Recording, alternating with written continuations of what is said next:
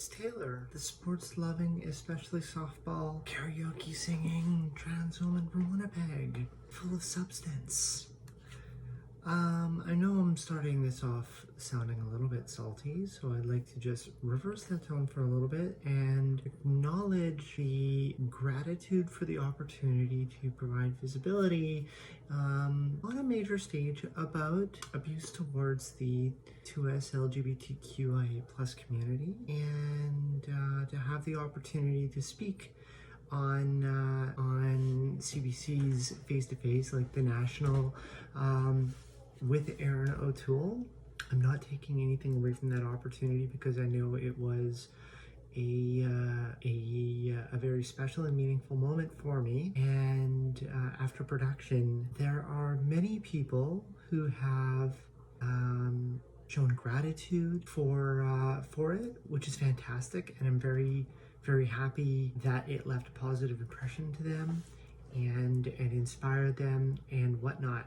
Like I said, I'm super grateful to have the opportunity to use my voice on a platform of that nature and get some eyes and ears on things. That said, now I feel is a good time to share how negotiated and edited that experience was. If I got to share the language that I wanted to share, it would have been a headache for CBC because Canada as a whole doesn't have what it takes to hear the difficult words.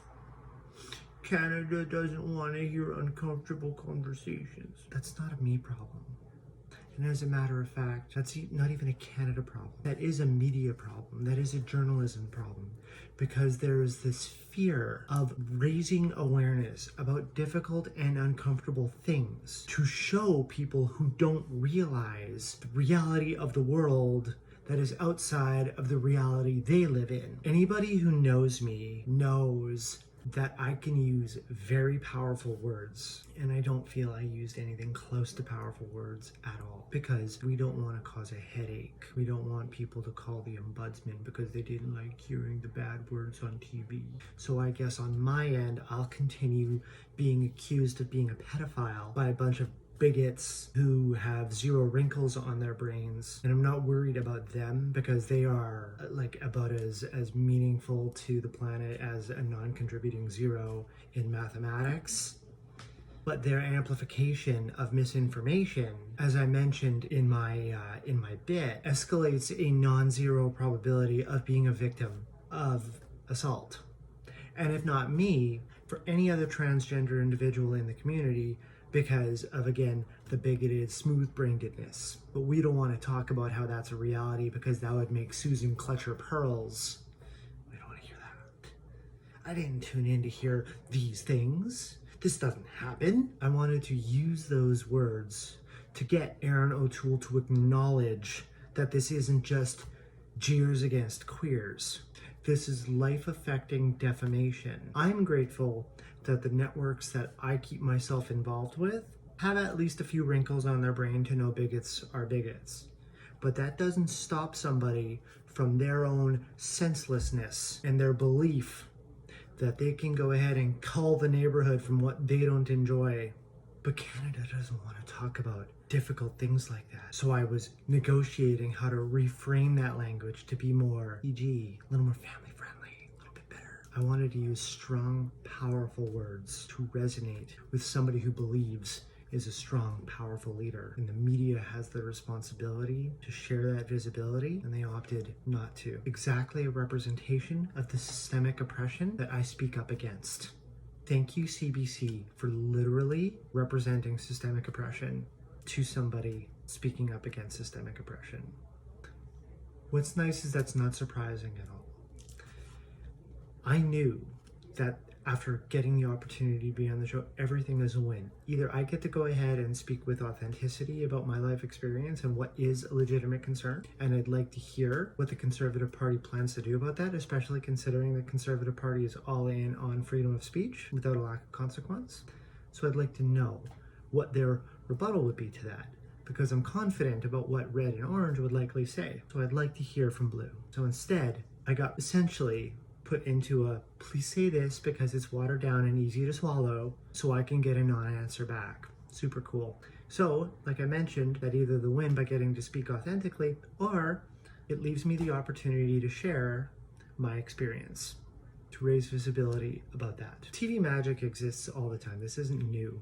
And as a matter of fact, for anybody who's, why would I vote Liberal because C10 is gonna, whatever, take away my freedom of speech. C10 fucking exists all around us anyway. I just gave an example of the media censoring something that they don't feel is good for the country to hear. Get over yourselves. Literally, the only people who are screaming the most about C10 thinking that it directly affects their privileged little lives are everybody, particularly bigots who feel they can go ahead and say whatever they want to whoever they want without consequence. But they're afraid that by using slurs and derogatory terms and bullying, that they're afraid that they might actually get in trouble for that because they've never understood the word no before. Welcome to a life of somebody who is marginalized, who has to earn a yes instead of an automatic default to no. I didn't find myself getting into the mood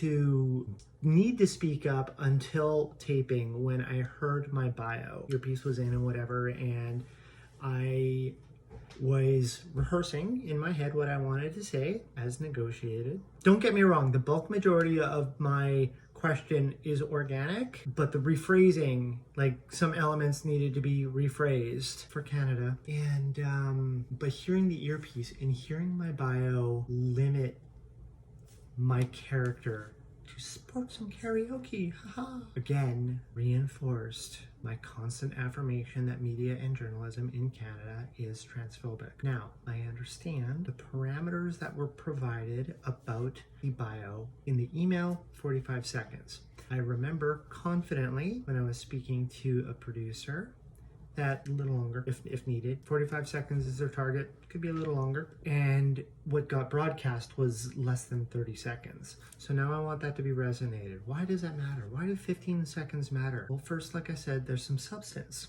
Congratulations, Taylor's a little fucking sports and karaoke, great fucking times. So now, I know I had it. Oh, sorry, I moved off that email. But to basic questions of, like for a video bio, a suggested guideline. An introduction, hello, my name is. Tell us a bit about yourself. I live wherever, I have a job position, I have marital status, I have family, da-da-da-da-da. Right? Some interests, I love being outdoors, I'm a political what, da-da-da. Right? What issues do you feel strongly about? These could be any issues. I'm an undecided voter because, dot-dot-dot. I want to know more about dot-dot-dot. Anything else you'd like to share? That in itself, to have anything with construct in 45 seconds sure seems like a lot already. Like, it feels like there's going to be an element of picking and choosing what is appropriate to compile a nice, meaningful bio. But I answered the questions, and it was advised that take as many takes as you want because they can be cut and edited and everything else that needs to be done because editing does editing and yada yada yada. So, when I put everything together, I sent over Dropbox link and whatever, and also gave a script of what I'm going after to answer all the questions in the guideline. I'm going to speak slower just to hear the words, but watch any of my messages, right, or videos or anything, or even just the bio, and my typical pace of speech is significantly faster. So add that in your head about timing. What I do know is that independent cuts for things that were important to me do become lengthier, but I really just wanted to soak in about what were the priorities chosen and the fact of technically still having at least 15 seconds of what I was told as bio time to not be utilized for values meaningful to me being omitted. That hurts. And it doesn't hurt me. It hurts in the sense that it is a reinforcement how media and journalism is transphobic. Hi, my name is Taylor. I am a 40-year-old transgender woman. I'm from Winnipeg, Manitoba, Treaty 1. I born and raised, lived here my entire life. I'm a data analyst. I've worked at the same place for over 10 years now. I love my sports, softball especially. Fitness is important to me, and for fun, I'll sing karaoke once in a blue moon. I fundraise and advocate for women's mental health awareness and programs, and have also founded and am developing a grassroots group called Higher Weller, which was built with the aim to help transgender individuals overcome online abuse, and then to also challenge political leaders to incentivize businesses in their communities to run at a higher expectation of corporate social responsibilities. I feel it is really important as a nation to standardize the inclusion of two-spirit, transgender, and non-binary athletes at all levels in all sports so they can enroll and participate in the divisions that match their gender identity. Let's be leaders and role models for the rest of the world. I'm an undecided voter because while my human rights aren't my only value, the acceptance, the aloofness, and enablement of bigotry and transphobia is directly related to my life expectancy, the life expectancy of two-spirit, transgender, and non-binary individuals all around us right now, and gender non-conforming kids who are coming up in the generations behind us. I want to know more about what is going to be done to end bigotry and hate-based abuse, particularly so that the responsibility and encumberment, which is the wrong word, but still, right? Encumbrance is what I should have said, comes off of the victims and put onto the abusers who feel that there is no consequence for their discrimination. If I spoke that slowly in full, probably comes to a minute 20-ish. If I spoke super casually and allowed a couple trips. I do know with certainty that I can speak that entire thing fluidly in less than a minute. Listen to all of those powerful points of mine. Very meaningful and important things to me. Strong words. Discussion-causing words. Hey, but I like sports and karaoke. That's cool, right? That's super fun. But instead, let's just water Taylor down. Water Taylor down to the, hey, be nice to the queer community pile. Thanks, ABC. Generic issue X. Because why would we want to discuss, right? At least just leave it on the table about the inclusion of trans athletes. Not like Quinn, for example, from Canada on CBC, who won an Olympic gold medal. Oh, you didn't know? Quinn? Transgender, non-binary, right? Open about it, came out last year if I remember correctly. Oh, or the fact that I volunteer on Sport Manitoba's recently created, I believe it's called the Diversity and Equity Committee, but anyway, like whatever, the short form for it is Two-Spirit, Transgender, and Non-Binary Plus Committee, which I was part of the reason why it got off the ground, and I wouldn't have knocked on that door if not for Marty Morantz, who, oh, why would that matter? Oh, shit, that's right. Marty Morantz for the Conservative Party in my riding. Wouldn't that have been really neat to just leave that on the table, considering there's dissension about beliefs in the party itself? Not like that would have just been a meaningful topic to segue with. Of course not. We wouldn't want to discuss that. And don't even get me started on the values of that. I'll be more than happy to answer that for anybody who's curious, because it is a cornerstone of systemic change. That I can promise. The fundraising, I put in the mental health bit because Erin O'Toole's all focused on improving mental health programs in Canada, so I wanted to make sure to put, I have a strong value about mental health awareness, but hey, I like sports and karaoke, right? Whatever. Oh, and the online abuse, that's right, shit, that's right, freedom of speech, say whatever you want, but hey, I'm sure there's no trans individuals in this country who want to wonder if there's anything attempted to being done about that. We wouldn't ever want to discuss that, would we? But we got sports and karaoke, that's super cool. So, I'm frustrated. I'm very frustrated. I'm not surprised, and all this does is give me more stuff to talk about to create meaningful change, so that happened. I did see something else that got edited, and I'd love to share it, is the original question. What you saw broadcast was, thank you so much for making the time with me today, or whatever I said. But do you know what happened first? Hi. Well, as you heard, my name is Taylor. I use she, her pronouns. I don't want to assume from anybody else you do use he, him, right? Because that's the right thing to do, the courteous thing, to not assume pronouns from others. And you know what? Aaron O'Toole said yes. He actually also surprised me with a follow-up, being like, or they too, if you're, if that helps make you comfortable, or something along those lines. But he did affirm using they as a pronoun as well. So that got edited out. Why would that get edited out, CBC? Were we running out of time? I don't think we were running out of time. I'm really grateful for the opportunity. None of this surprises me. This is one of the biggest reasons why I was so excited about the opportunity, knowing that by making it difficult, these things would happen. And I don't mean making it difficult as in trying to be a dick, but by staying authentic, which in reality for many other Canadians is uncomfortable, and to get watered down, edited, family friendly.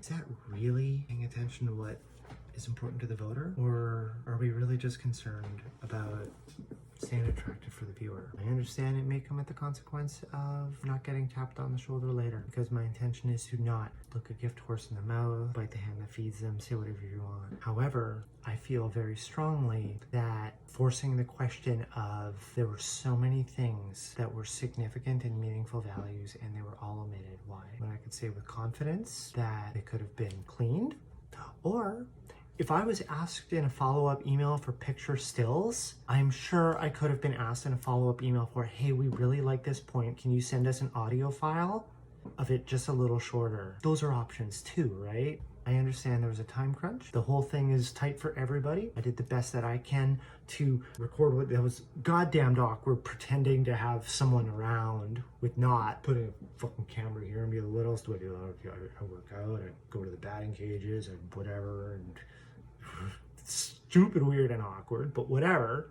I did the best I could to provide material for you guys, and I'm saying this part directly to CBC, to you guys, to make anything close to a flattering bio, but it literally could have been me sitting in my chair saying words, because as I mentioned to the producer over the weekend, who affirmed that they would get back to me to let me know what happened, because I did question, be like, hey, I heard my bio have like nothing in it. What happened? And I heard nothing back since. So hi, I just wanted to know. And I wanted to understand what happened, because I feel that would have been appropriate.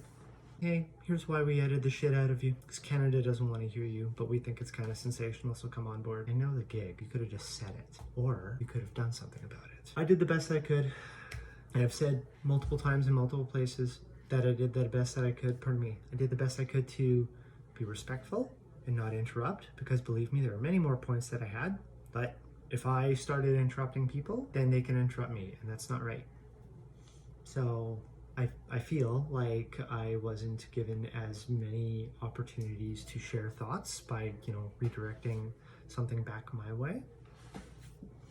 So I've done the best that I could. I hope that it is a positive, just a positive influence for the queer community, for the trans community, for marginalized communities all across Canada. I assure you that I did the best that I could to be as mindful as I could about all of that, and using captivating words, knowing that I was already going to get a bucket of water thrown on me anyway. So thank you again for all the great support. Make sure to vote, and if you want to talk about this, you know how to get a hold of me.